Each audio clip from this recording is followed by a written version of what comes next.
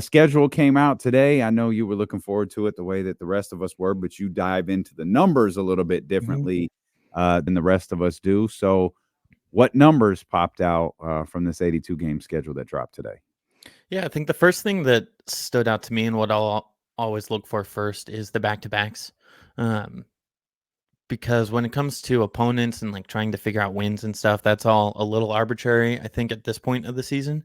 But like back to backs, that's a number. It can't lie to us.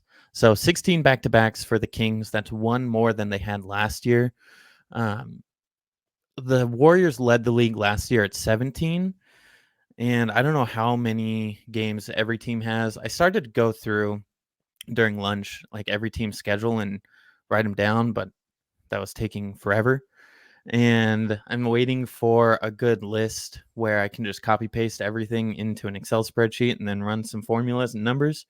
But the NBA site is like you try and copy paste that over, and it is not convenient at all. I did see a someone said the average number of back to backs was 14.9. So the Kings are above average. I think that's just the nature of them being on the West Coast.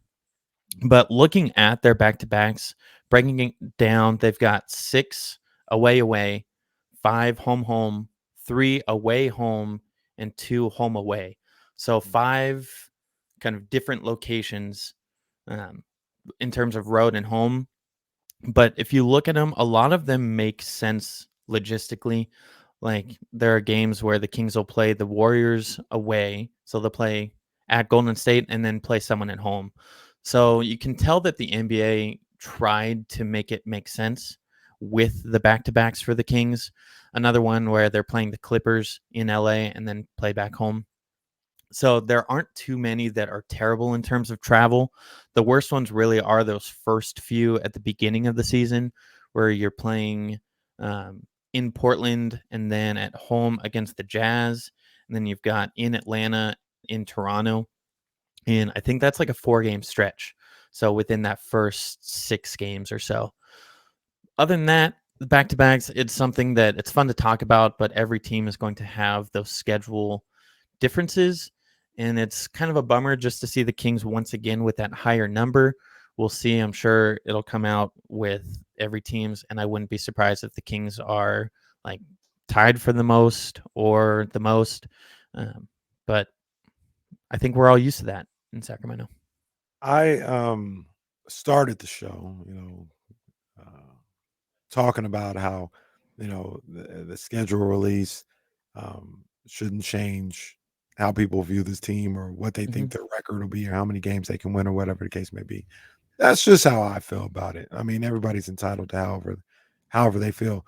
Do you kind of like look at the schedule and maybe look at, oh, this 6 game road trip or this number of back to backs and feel different about what their win total could be as opposed to how you felt, you know, the day DeMar DeRozan signed, or, does it not really matter that much to you at all? No, I'm with you, Kenny. Like it's every team is going to have hard parts of the schedule. It's just something that I think I get excited about it because it's something new to look at. We're at that point of the off season where we're like craving something to do in terms of basketball. Um, but in the end, I feel exactly the same today as I did about the roster and the team yesterday. Like they're going to play all the teams about the same. Maybe one slight caveat to that, and that's the Pelicans, where they only play New Orleans 3 times. And the way the span that they play them is really weird. They're all in February. 3 games, 3 of 4 games are against the Pelicans. So you're getting them in like a week of the schedule, which compared to last year when they were all over the schedule and we saw them over and over and over again, it's going to be so different than last year. Yeah. Last year was kind of spread out throughout the season, ironically, Mm-hmm. because they had back to back early in the season. Mhm. Then they didn't play them. I don't think they played them until the in season tournament, which was like a month later, the NBA Cup. And then they played them. That was a Sunday, maybe a month and a half later. and then they played them right before the end of the season, and obviously in the play-in. So we got those ass beatings all throughout the year. Yep. Man, yeah, a Sunday. Instead of I'm just so impressed with your. I don't know how you remember stuff like that, Kenny. instead of just one week and a half stretch, it just spanned the entire season. Got your ass whooped from October to April. That's it. But it's something that James always talks about. Like, if you're looking at a team in 1 week of the season, one injury, even rotations, we saw the Kings change their rotation throughout the season. Like, teams go through different variations throughout an 82 game season. So depending on where the two teams are at, it could be a very plus matchup for the Kings if someone on the Pelicans gets hurt, or vice versa. It's just kind of weird when you have all of your games against one team in that short amount of time. And I hope that the Kings can get at least one. I feel like all the Sacramento fans will lose their minds if they go 0-3 against them again. But at the same time, I think that the Kings match up a lot better without Valanciunas on the Pelicans, just because of his ability to guard Sabonis one-on-one. Do you have any feelings about the number of nationally televised games, at least as it stands now? I don't. I think it makes sense. I mean, you have to make the playoffs in order to expect to at least maintain the amount of national TV games. For me, I know that I'm going to be able to watch them all, no matter what, and that's kind of all that matters to me. I don't think even if the Kings were on national TV more, that we would get the respect that other teams get. So I'm not really worried about the smaller number there. If they're good, they'll get flexed into more games. So just go out and prove it. And if not, just continue to be that underdog and take teams by surprise. I don't think that it'll have any outcome on the way that they play. Therefore, I don't really care about it that much. I will say this. I agree with both of you guys. Like me personally, I'm not tripping on it at all.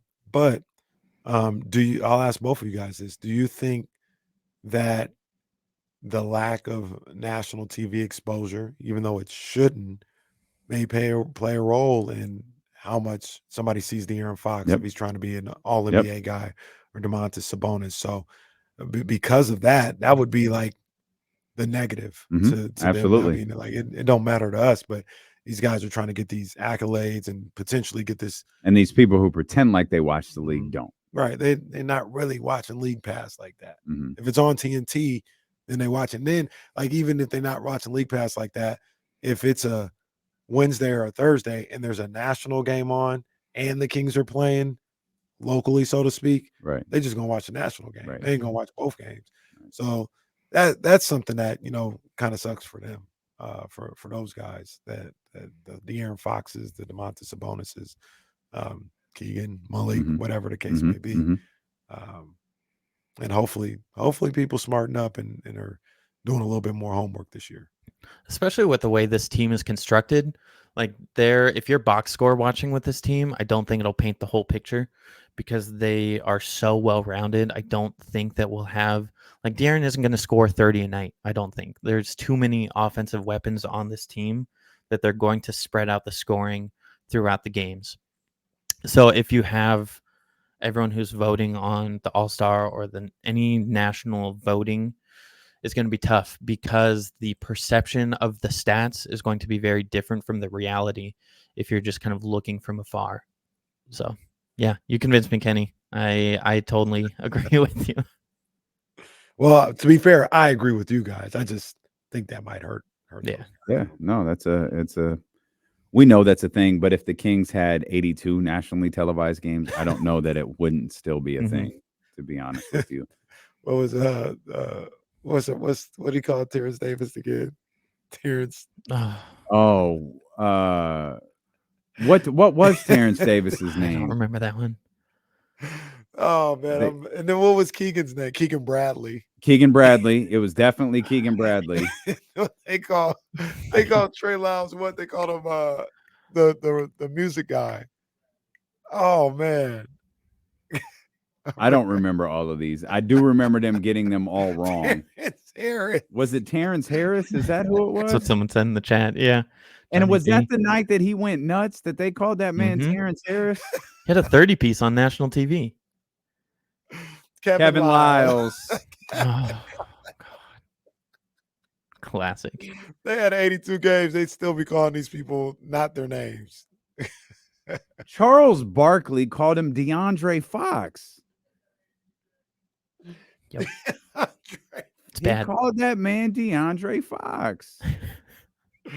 Oh, Now, man. to be fair to Charles, I know that he knows De'Aaron Fox's name and who De'Aaron Fox is, but that is such a Kings thing to mix up those guys' names. DeAndre Fox. Unbelievable. Unbelievable. A particular game you're looking forward to, Will? Not really. I've been looking so big picture at the schedule that I haven't looked at specific games or matchups. I think the Thunder. I'm intrigued to see how the Thunder continue to grow, and the Kings kind of had their number last year. So I'm interested to see how the two of them match up. And I think the Timberwolves as well. I like that opening night game for them a lot, where it's right out the gate. You got the Timberwolves, so you got to be ready from day one, from the jump. And I think DeMar DeRozan just being on the team makes me feel better about so many things. Yeah. Just he is so prepared always that I think that will kind of help a lot of the Kings' issues with the back-to-backs and the road games and everything that we saw the Kings struggle with being ready to play in the first quarters. Just him being there. So I'm interested to see, like, first quarter, game one, how do they look against a top contending team in the West? Yeah, I can't wait for that game. Yeah. I really can't. I think that game and the energy that's going to be in the Golden One Center is going to be epic. Mhm. I think it's going to be epic. There are so many people. We would go down there. I think this was after the draft. Like we were doing some stuff downtown, and you talk to some of the store owners, and you just cross people. Whether at a concert or something like that, and they're like, "Yo, can't wait for this year, man! It's gonna be like everybody is so excited, and they can't wait for that game." And I love that. That's the first game of the season. You know what I mean? And that's where I think that energy is just going to be, it's going to be off the charts for that game. Off the charts. And then the other one, now that I think about it more, that I'm interested in is the Celtics. So, like, how do you match up, similar to the Timberwolves, how do you match up against the elite teams in the NBA? Because they got destroyed 119 to 144 last year in the first matchup. And then it was close in the second, 100 to 101. But, like, can you beat those elite teams? And Boston, obviously, coming off the championship, I think will be the ultimate test of that. So we know, I think they proved last year that they could manageably beat teams that were worse than them, but I don't think they proved that they could consistently beat teams that were better than them. So that's kind of why that Timberwolves and Celtics matchup stand out to me. See, Well, Russ they in also struggled to beat teams that stunk. That's true. Too much. That's Maybe one I'm of just those. remembering wrong. No, yeah, all of this happened within the context of last season. And one thing Kenny and I spent some time on earlier was the road and away splits. Because one thing we knew going into the schedule release is there were going to be 41 at the Golden One Center and 41 outside of the Golden One Center. And, Kenny has high expectations for this team. I think a lot of people have high expectations for this team. 50 plus wins with the acquisition of DeMar DeRozan, and those type of teams need to be good at home, and they need to be good on the road. But they need to be 50 plus wins. We're starting to talk about really good territory, and that's something that Sacramento hasn't really been at home. Certainly over the last 2 years, weren't bad or far from bad. But they weren't, especially given how loud that arena is, how much players are willing to talk about that arena. It didn't really translate in the win-loss category. Yeah, and it's something they just have to be better at, where the Sacramento crowds are too good for it not to be an advantage for them. I don't know what it is about Golden One Center that other teams shoot the lights out of the ball. I don't know if it's just the Kings defense or if it's the sight lines, but there's something about it that they just haven't been able to get over and get into that super home court advantage. That, to me, that to take that next step from a good to a great team, that's an easy thing that you can do, where you're looking at making slight adjustments in multiple places. Back-to-backs, you have to be better than 6 and 9 on the second nights of back-to-backs, and you have to be better at home. So if they do just those two teams, that's an extra, 5-6 wins, just by kind of increasing those two categories. But yeah, for sure. Well, I don't know if I think this is what you were talking about earlier, but somebody has the breakdown of all the back-to-back games. Oh, nice. The Yeah. numbers of them. There's 1, 2, 3, 4, 5 other teams that have 16 back-to-backs. Wow. The Wizards, the Thunder, the Clippers, the Rockets, and the Cavs.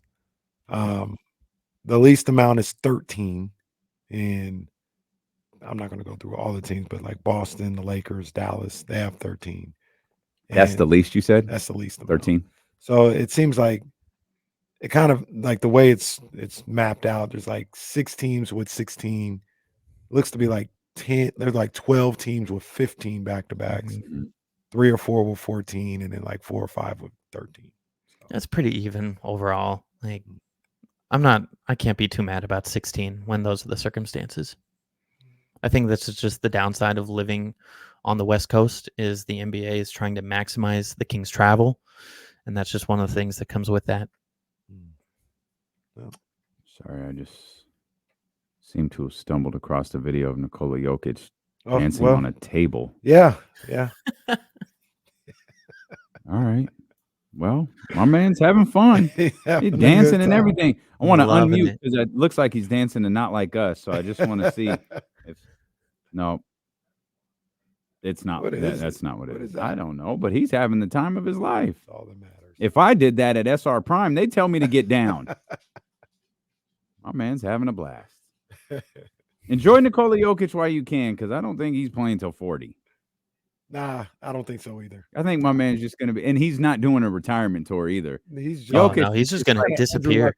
He's 100%. He's just going to like text the Nuggets, "Hey, I think I'm not coming back." Text the Nuggets. I'm not Woj, but just the employer. He's just going to text the Nuggets like, "I'm not coming back, guys. I'm gonna stay with the horses." My man left Paris. My man got his gold medal, walked out of the arena, got on a jet, and went to his horses. I'm out. It's incredible. I ain't mad. I'm telling y'all, I ain't mad at Nikola Jokic for that. If I were a Nuggets fan, I'd be super excited to see that. Like, you want him enjoying his offseason and relaxing, and if that's how he does it, that's great. Yeah, when you win 3 MVPs and a championship, you can pretty much do what you want. You can for sure. I will say this though. I think this is however he gets ready is however he gets ready. It's whatever. But if I was being cynical or like a bad fan or whatever, well, this is probably it. Like this, I hope enjoy yourself, but I hope we're also doing everything we can to get one last run out of this whole thing, because this is probably it. And I need everybody locked in. That would be my first thought, because I don't have forever here with this Nuggets team. Like this is probably it. So let's make sure we're giving it our best chance. I have no reason to believe that Jokic isn't right and won't be ready to go, but that's what I'd be thinking about. Yeah, he definitely will be. Will, we appreciate you, my friend, as always. Thank you so much.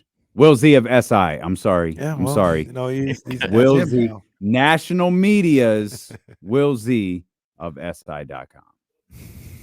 Thanks, guys. I appreciate it as always. No problem.